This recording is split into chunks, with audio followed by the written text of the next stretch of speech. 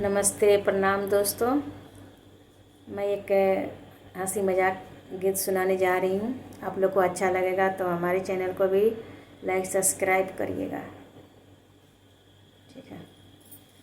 भारत में चलती है साड़ी घूंघट, हम केकरा से डाले जी।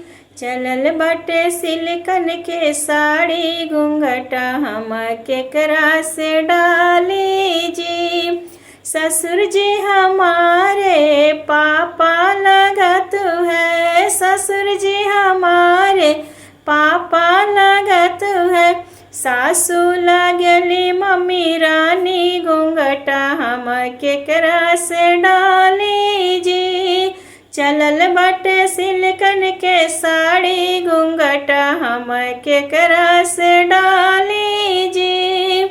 भसुर जी हमारे भैया लगत है, भसुर जी हमारे भैया लगत है। गोतिन लगली दीदी रानी घूंघट, हम केकरा से डाली जी।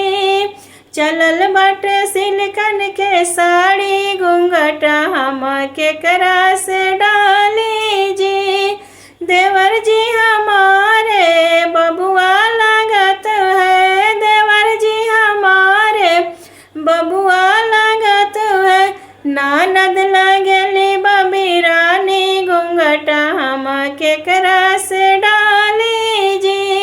ननद लगली बबी रानी घूंघट, हम केकरा से डाली जी। चलल बटे सिल्कन के साड़ी घूंघट, हम केकरा से डाली।